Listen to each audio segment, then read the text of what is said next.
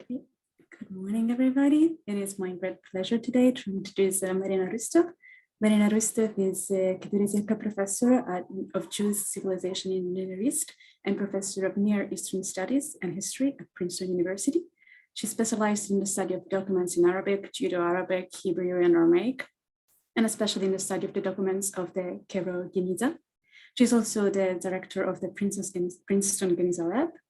And amongst other awards and fellowship, in 2015, she was named a MacArthur Fellow.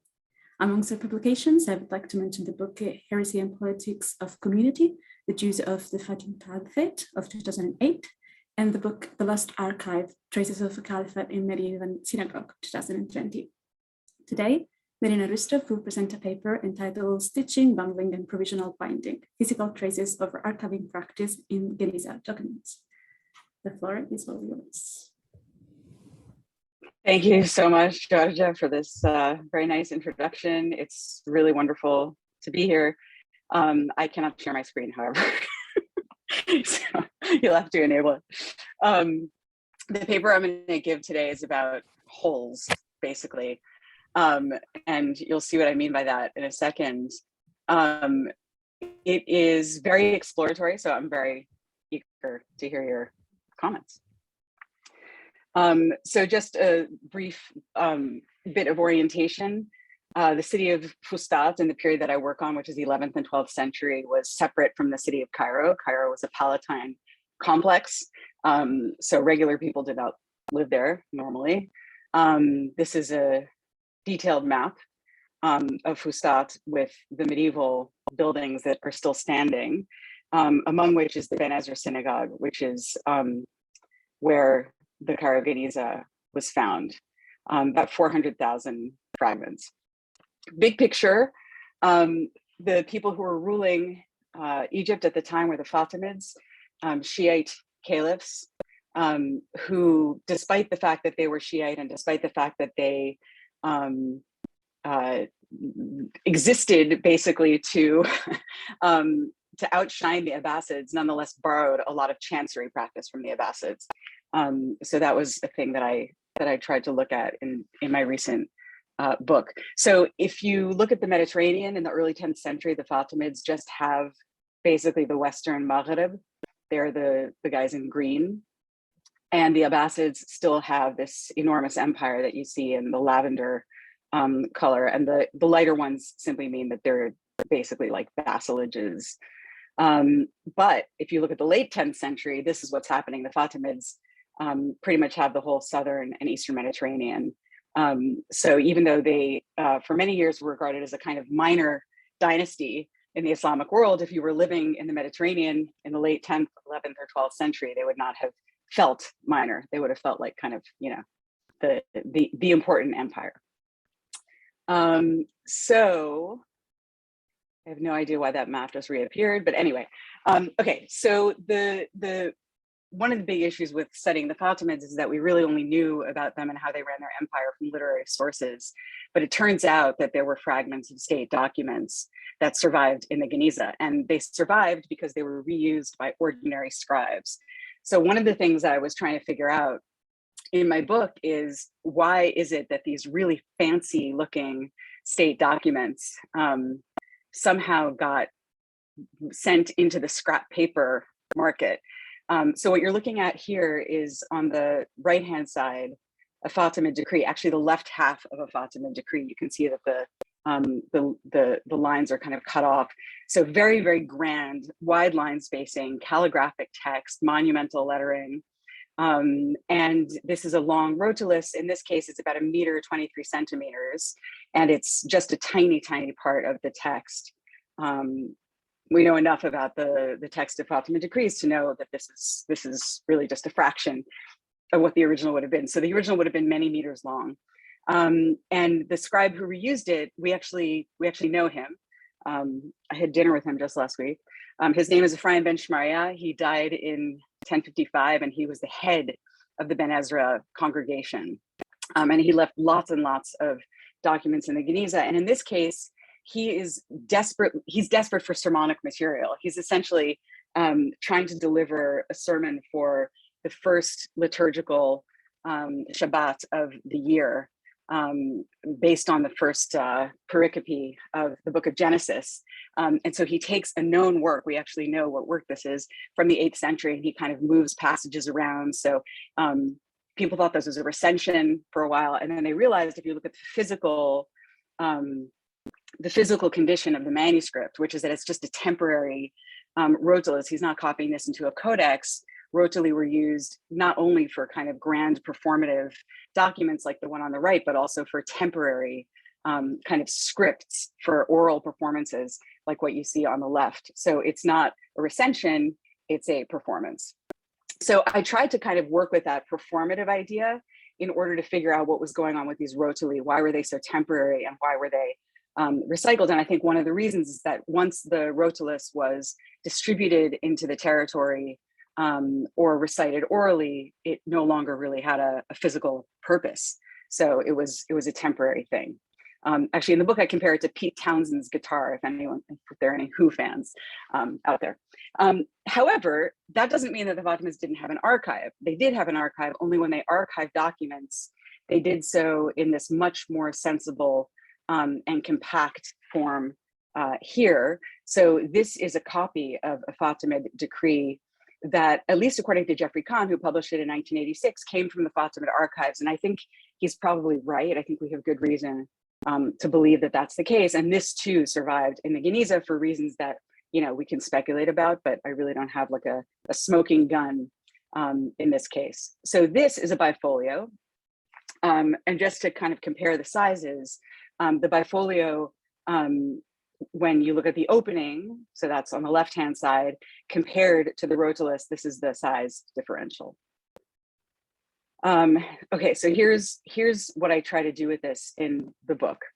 I try to figure out what is the actual process by which these documents were produced.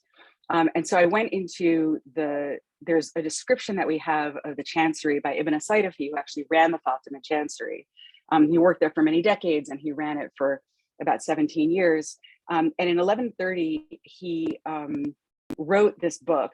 He was trying to impress the vizier, who was a little bit flighty. And you can still see my screen, yeah? Sorry, now I can't see you. Yes, okay, good, thank you. He was a little bit, the vizier was a little bit flighty, so Ibn Asaydafi writes this manual to try to impress him. And he describes the workings of the Chancery. Now, we don't know that this is really how the Chancery worked, but I do find some physical evidence that he wasn't like totally making it up. So here's what would happen. The little bifolio that I showed you, that was not a copy that was made from the rotulus. It was the other way around.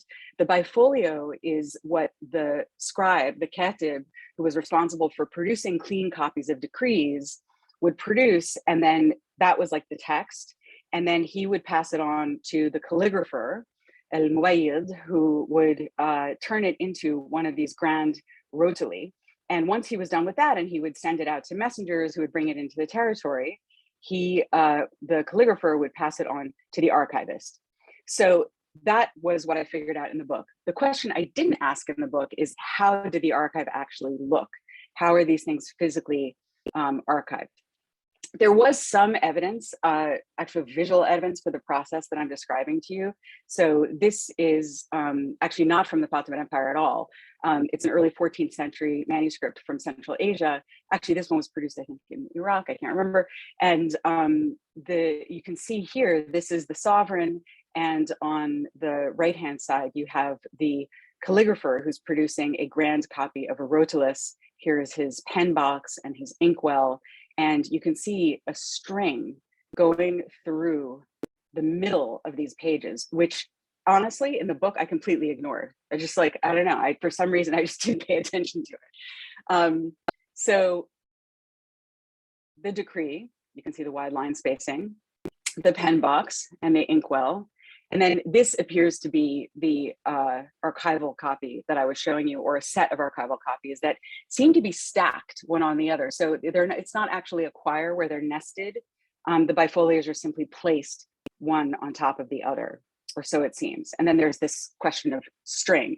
But again, I didn't ask myself, like, how did the Fatimid archive actually physically look? So it was only after I published the book that I started to really think about this question.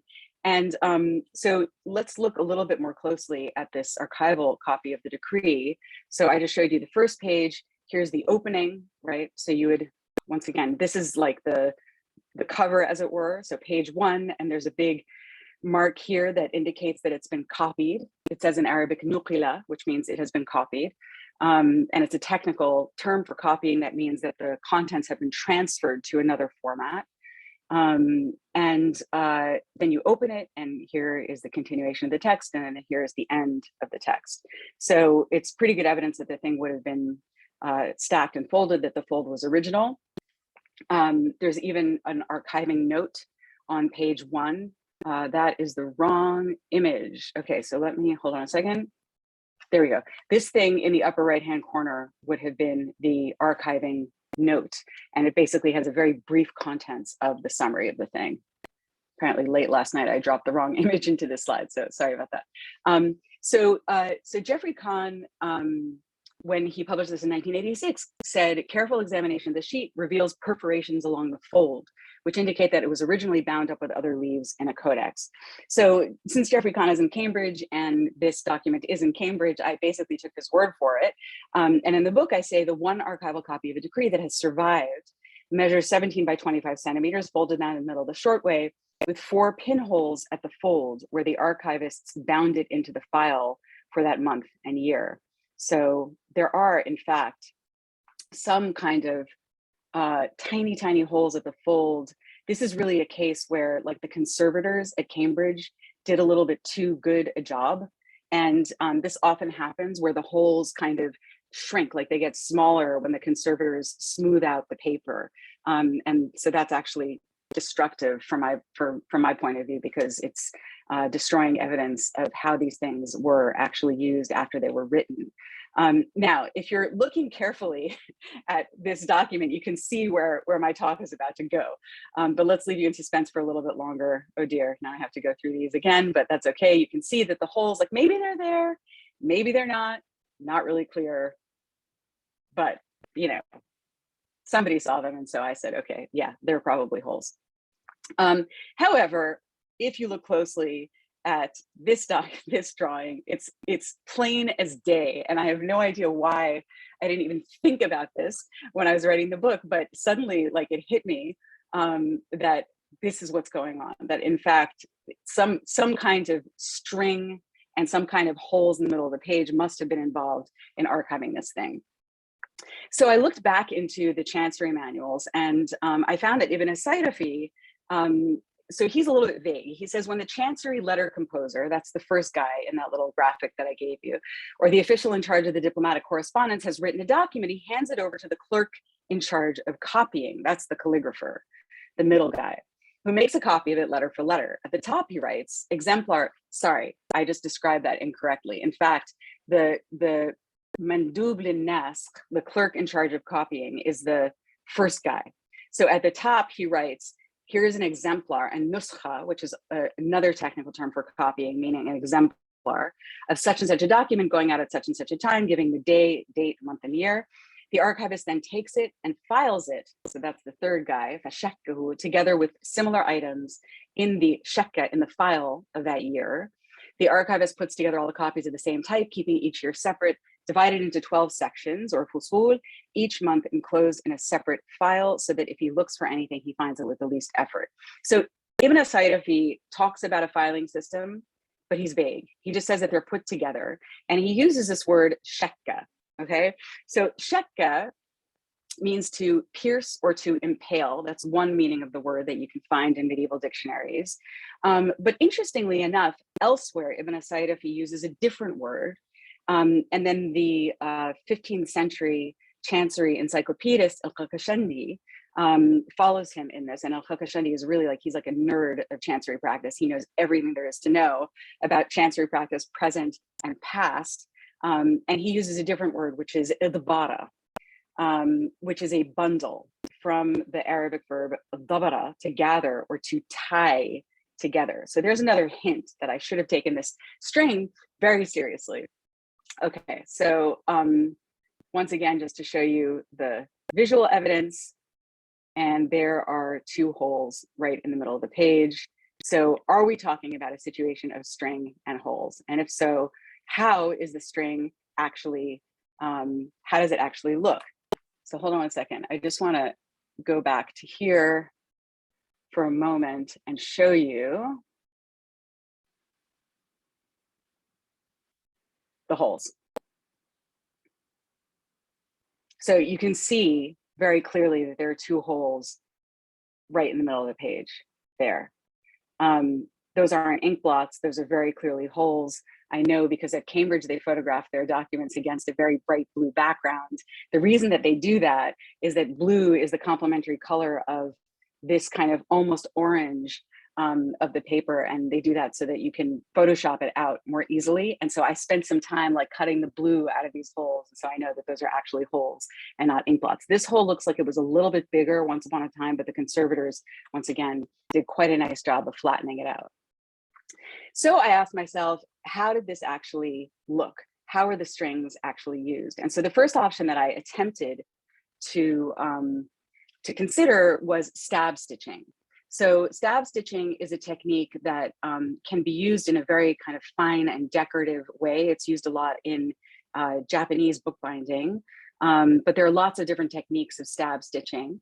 Another option, which was proposed to me by a bookmaker who I know, she proposed that this is tacketing. And this is, in fact, I say in the book that somewhere along the line, tacketing may have been used.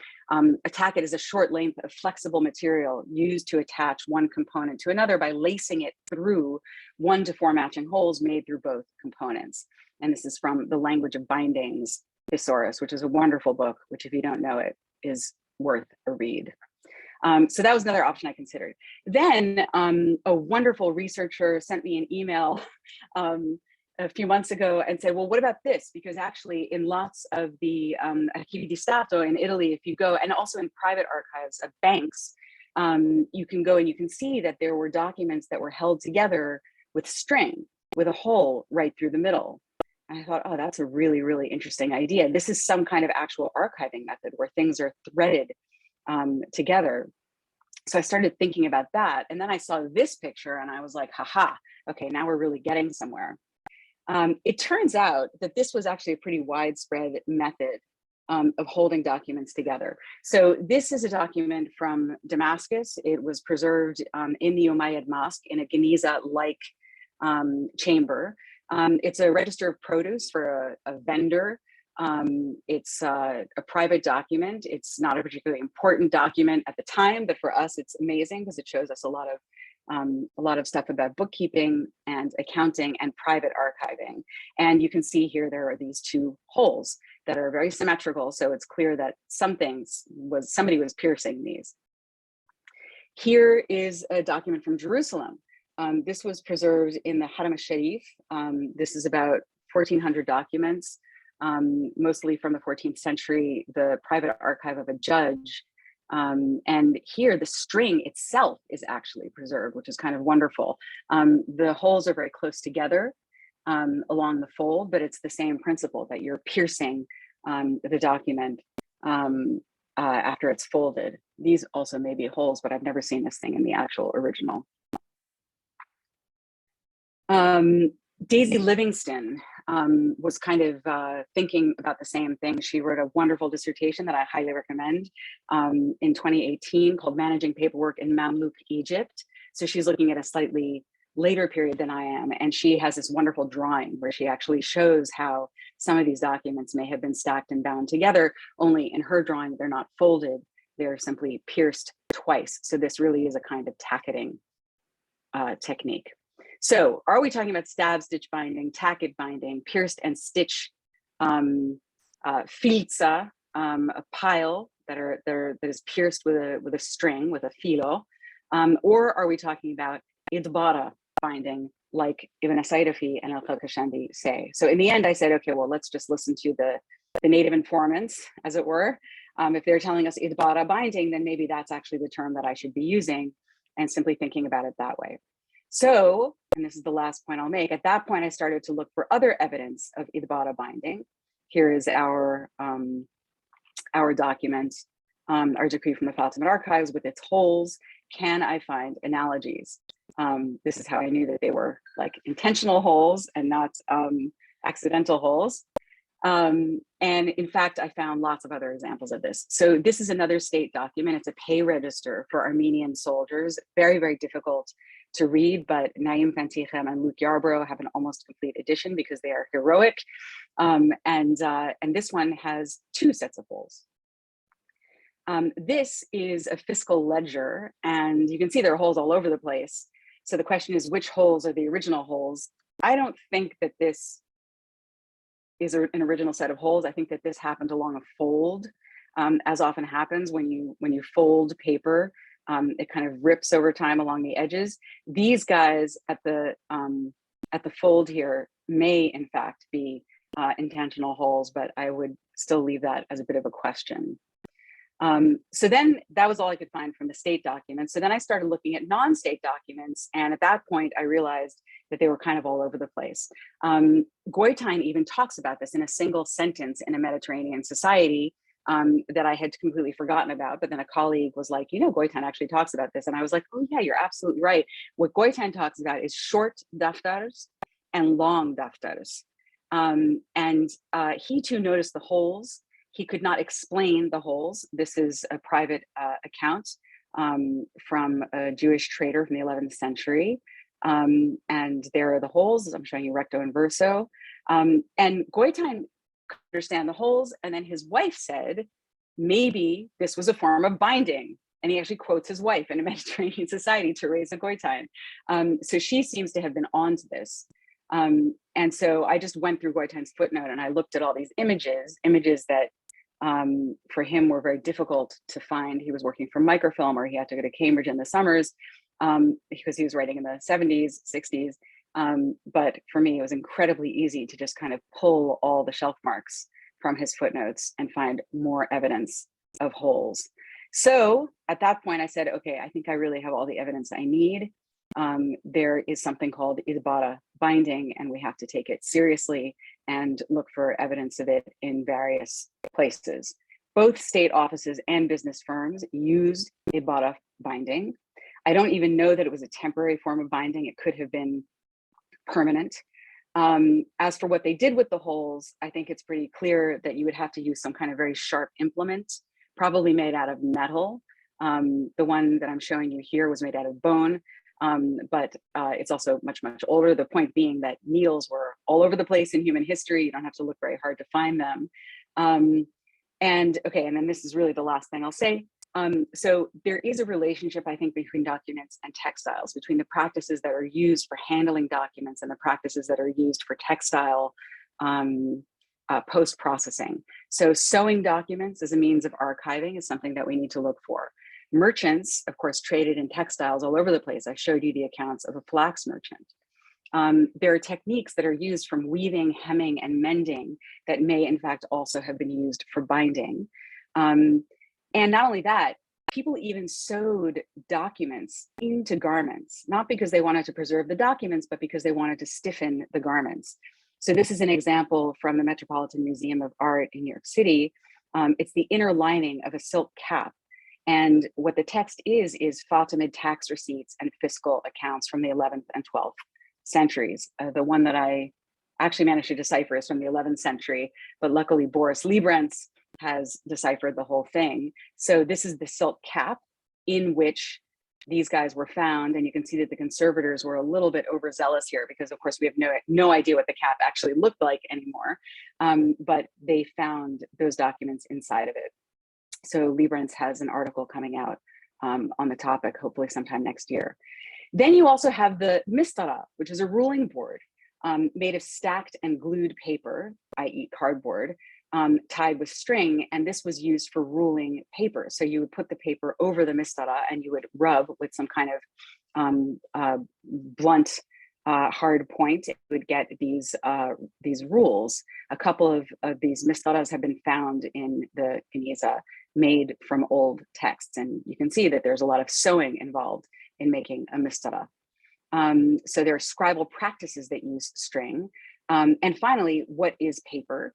it is recycled textiles. That's what's used to make paper. So somehow, if we kind of scratch around and look for evidence of the connection between scribal practices and textiles, I feel that there's a lot of evidence there to be mined about archival storage.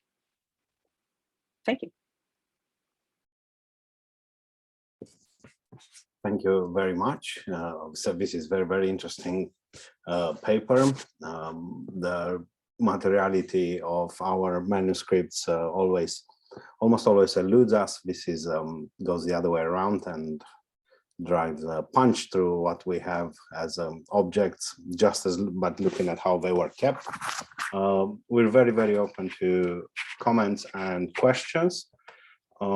Margaret already wrote a question in the chat. Would you like to read it, or would you like me to read it out loud? I can say it myself, because I just Please. sent another note saying, oh, you just answered my question. But I would like anyway to thank you in person for such a wonderful talk. That was absolutely fascinating.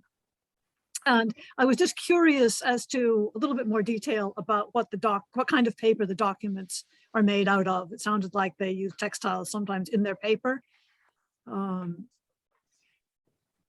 Yes. So to the best of my knowledge, there has not been a study of the paper used in the Geniza, which is, you know, if you think about it, this is actually like a tragically missed opportunity. Even when the Geniza was digitized in the aughts, nobody thought to like backlight them and actually like, you know, like photograph the structure of the paper. But nonetheless, to the extent that we can tell, it was basically linen, recycled linen cloth. There are sometimes bits of string and rope that you can see. So I think it was kind of a big mix that got ground together, not particularly finely, like the pulp was very lumpy, and you can see it in the Egyptian paper. There are different grades of paper, but all of this basically needs to be studied. They do seem to be made out of, for the most part, recycled textiles, if not completely out of recycled textiles. I don't think that there's any actual raw fiber involved. There have been a couple of studies of paper from this period in other contexts in Central Asia, because in Central Asia it gets really interesting, because all across Asia, paper is being made, you know, all the way back to the Chinese, but we have evidence of actual documents written on paper, for example, in Sogdian from the 3rd century and 4th century. And then the very first use of paper for an Arabic document comes in the late Umayyad period in the 720s, also in Central Asia. So for the Central Asian documents, the Umayyad documents have in fact been looked at under a microscope. And there you can see very, very long fibers that appear to be mulberry bast. So it's the Chinese method of manufacturing paper from raw fiber. And apparently it's the length of the fibers that give you the clue that this is actually made out of mulberry bast. But by the time paper comes to Egypt, which is in the 10th century, so between 900 and 940 is when paper gets completely dominant, and you don't see papyrus used like ever. I mean, it's really, really rare to see papyrus after about 940, 950 in Egypt, which is amazing because papyrus had been used for like 3,000 years. But the paper that is used in Egypt appears to be made entirely out of textiles. Let me just give you one more detail about this, which is there was a flax boom in Egypt in the 9th century. And flax becomes a cash crop at that point. So, you know, Egypt had been the granary of the Roman world. But in the 10th century, you see much, much more flax than grain. And I think that has everything to do with the adoption of paper in Egypt, is that there was a kind of, you know, glut on the market probably of cloth. You see these flax merchants, you know, dealing in enormous amounts of flax in the 11th century. And Jessica Goldberg, a colleague of mine who works on the Geniza, who's at the University of California at Los Angeles, pointed out that if you look at the Islamic world, there are certain, in this period, there are certain standards of dress that involve an enormous amount of cloth. So there's a double garment. You would not go outside without a double garment. This is considered to be very immodest. So you also have to have the conditions of possibility of people having, access to so many textiles and so much cloth. So I think that has everything to do with the availability of paper in this period, that there was a lot of used textiles that could be used for paper manufacture. Thank you very much. It's fascinating. I would have a question. So this is very interesting. I can see you showed on several of these documents two types of punching holes. Well, most of them are in the middle, the subject of your paper, like the Itbara, for the Itbara binding, which makes sense. I think it's very convincing that it was meant for archiving things stuck on top of each other, but it also showed on the Cambridge document on which the conservators did the restoration of a bit too well punch holes on the fold, right? Which would send us in a different direction. The others are for archiving, like you showed those very interesting images from Italy. The other ones would be for use, like in a normal codex. How do you, I imagine you did think of why are both there and how was the interplay between them? I'm curious how you think about that. Yeah, so my thinking on this is still evolving, but I will just kind of tell you where I'm at with this now. I think it's quite likely that both kinds of archiving were used.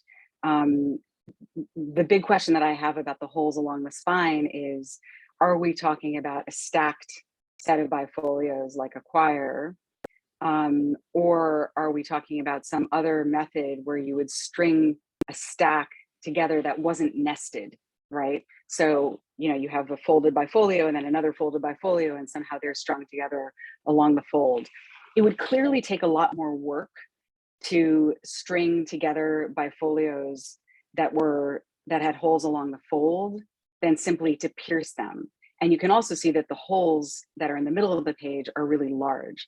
So that suggests to me that we need to be looking at some kind of intermediate form of binding that is, I don't want to call it temporary, because if they're meant for the archive, then they're clearly, meant to be stored, although they're not always stored in perpetuity. So, okay, parenthesis. One of the things that I discovered in studying the Fatimid archives, or the remains of it, is that the Fatimids were very lean and efficient archivists, meaning they were constantly getting rid of stuff. So unlike the Romans in Egypt, who felt that they needed to preserve everything in triplicate, which sometimes led to huge bottlenecks in the archive where you had like papyri all over the floor. We have descriptions of these kind of, disasters. This is Anna Dolganov in Vienna, who wrote a brilliant dissertation where she talks about the archival crisis of the Arsinoite nome in the 2nd century, where you have like papyri just all over the place, and like there are like mice eating them, and the archivists don't know what to do. They're like, super stressed out about it. That doesn't happen with the Fatimids. The Fatimids only want to preserve one copy of everything, and they seem to be getting rid of stuff all the time, which is also why you see these remains of archival documents in the Geniza. So there must have been some kind of archiving method that was also meant to be undone, right? That's kind of like what I'm thinking about now is so I actually say this in my abstract. I didn't make this point very clearly just now, but one of the things that I learned from Daisy Livingston's dissertation is that we have to think about kind of intermediate methods of archiving that are not actually meant to be stored in perpetuity, right? But rather, she calls them documents lying around, right? So kind of like informal piles, and maybe you just like pierce them with a string because you don't want things to get lost, but you're not actually sitting there neatly, like spending the time to like sew these things together so that they remain. So I think we're talking about some kind of a spectrum of archiving practices, everything from just like leaving a pile around to actually, permanently archiving, and then like a whole range of options in between those. Thank you. Very, very interesting. There is a quick question in the chat from Catherine. Was textile-based paper watermarked at this point? Yeah, so to our great sorrow and inconvenience, paper in the Islamicate world is not watermarked. So it's very, very difficult to know when and where it was made. The best we can do is to look at techniques of paper manufacture. And so here there's a wonderful MA thesis by Johann Solberg, who himself is a paper maker. And he did an MA thesis at the University of Iowa, where they have a fantastic paper study and paper making center, where he points out that, so Samarkand is the place that's renowned for paper manufacture in the Islamic world. And this kind of reaches its high watermark, in the 13th century. And one of the things that Solberg points out is that in Samarkand, you have rice growing. And when rice is milled, what's used is these trip hammer mills, which can produce extremely fine pulp. So that might have had something to do with the quality of paper in Samarkand. However, he's actually tried to reproduce these methods using a Hobart, which is like a gigantic, basically like blender. And he says you can't reproduce this using like an electrical machine, because the pulp becomes too fine, and there's something to do with like the hydrogen bonding that I couldn't possibly explain to you. But basically, there are these tiny microfibrils that get formed that actually make the paper very fragile. That's not happening in Samarkandi paper, which is very fine, much whiter than the paper that I showed you. And you can see that the pulp is much finer, and it's also very, very robust. So I have no idea why I got into, oh yeah, it was the watermarks. So we can tell kind of, grosso modo, that there's a Central Asian method of manufacture that seems to produce very fine paper. Like I know when I see Egyptian paper, I'm like, yeah, that's Egyptian paper, because it's like this kind of rough, like more everyday paper, but that's unfortunately really the most we can do. I love seeing watermarks because I'm like, wow, the precision that the Europeanists are capable of is just like, I envy you. Thank you. I think Georgia has a question. Yeah, thank you very much. Thank you very much for this fascinating paper. My question is very small, and it sort of is follow-up of what Dan asked, because if I'm not mistaken, you showed a lot of documents, of course, and in some cases, the other hole, so the document is folded, and then the hole sometimes is in the center of the folded document, and in some other cases is closer to the margin, to the folded line. So am I correct in recalling that, and can it point to the fact that there were actually, the fact that there's no regularity, can it point to the fact that it was maybe provisional or not meant to be perfectly and, let's say, forever stored? Yeah, that is an excellent point, which I had not really spelled out in my mind. So thank you for this. I think you're right that if you, now I haven't done all the measurements. I've just done some of the measurements. Like, so you saw that on that main first archival document that I showed you was 6 centimeters from the fold. Other ones, it's clearly closer. You have the short defters and the long defters. So, okay, let me just like back up one step. There are 3 or 4 of these bifolios that I believe come from the Fatimid archive that survived in the Geniza. Some are fiscal, some are administrative. And there's an amazing regularity of the measurements of the size, the format of these pieces of paper. They're always about 15 by 27 centimeters, plus or minus 1 or 2 centimeters, but that's not, I think, really that significant when you're dealing with something that's that old. Things shrink, they decay, etc. And also it's handmade. So there does seem to be a regularity of format, at least somewhere in the Fatimid archives, maybe not all over the Fatimid archives. So then the question is, yes, are they pierced in the same place, or are they pierced in different places? And if they're pierced in different places, then that does indeed suggest that that like nobody is really paying attention, right? That they're not necessarily stacked together, that maybe you have like, you know, let's say a wooden structure with a big nail sticking out through it, and you just go like and put the paper on top of it, and you don't really mind where it goes. So I think that would be a next step, is for me to really, you know, do those measurements and make a spreadsheet and figure this out. Obviously not just with the 4 archival documents, I'd have to do it with a much bigger range of them. So I'd use the merchant documents there as well to see if there's any regularity. Luckily, one of the merchants whose accounts I was showing you, Nahai bin Nisim, left an archive of something like 650 documents in the Geniza. of which most are letters, and the letters don't have these holes, but some are accounts. So I would have to really pull together all of his accounts and start measuring and seeing it, like, well, what are the merchants doing? Because there we have much more evidence. And for the rest, we'll just have to keep hunting for those Fatimid archival documents in the Geniza to hopefully increase the evidence base beyond just 4 bifolios. Thank you. Yeah, I think we have a comment from Catherine in the chat. What you showed us, and I think the Idbara binding, it reminds of, brings to mind the system of spiking completed orders or receipts in a restaurant or shop. I mean, that's what Exactly you showed right. us. What you showed us from Italy, the banking things that go up to the ceiling. That was a very... Yeah, but not just that. I mean, even much shorter stacks where you put the receipts for a single day. Like, you see people do this in shops and restaurants. I was thinking the exact same thing. I don't know how many of you actually worked in the food industry, but when I was in high school, I was a waitress. So yes, there are definitely these receipts that get put on these spikes, and then you would take them off at the end of the day when you were counting the register. So that's precisely the kind of thing that I was imagining might have been happening. I believe Valentina has a question. Yes, first of all, thank you very much for this, because it was extremely fascinating. I'm completely out of this stitching binding or the materiality of the object, and it was really great. So my question is was this system also used in nearby cultures? Like, I studied the Syria cord, I'm not aware at all of this, but I'm not into that, so I wonder, or it is something of the Fatimid, of this area of the Fatimid period, and only this narrow gate in a way. Right, yeah, okay. So that's a really helpful question, because it allows me to bring together some thoughts that I haven't brought together yet in my mind.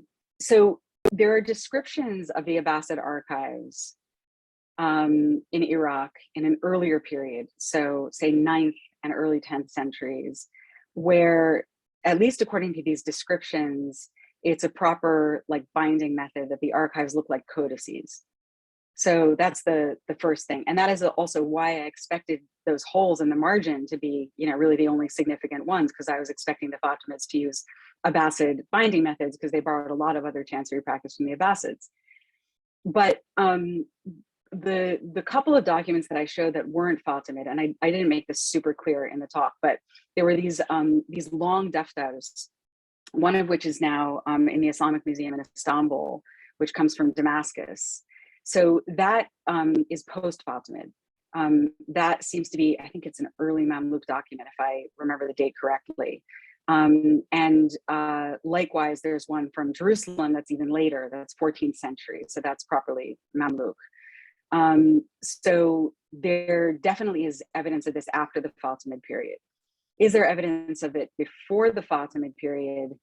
I think there it's tricky, simply because what we have from before the Fatimid is almost entirely, not completely, but almost completely on papyrus. And I don't know if this is a method that you can really use with papyrus. I mean, one of the things that you'll read in histories of the codex is that you can't really make a good codex out of papyrus, because the fibers of papyrus tend to fray when you pierce them. Now, that's not exactly true, because in fact, we do have codices made out of papyrus. But I just wonder whether you could really do the same thing with papyrus that you can do with paper. So a very interesting question, which I'll continue to Thanks consider. very much. Thank you. Thank you very much.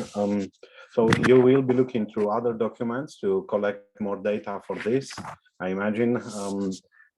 You'll probably hit the problem at some point that asking whether is this whole meant for the archival practice, or is it something that has appeared in the long life of this document by other means? Because we have holes. I mean, apart from the holes that looked like they are what you're describing in the images that you showed us, there are several other holes, some of them transpiring from one part to another as the volume was closed.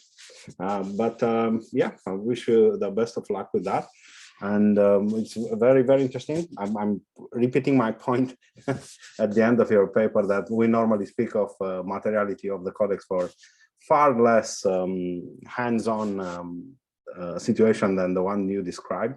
And the link to the archival practices. In Greek papyri, we call an archive something that does not have anything like this, pointing to how things were stuck together in any mechanical way.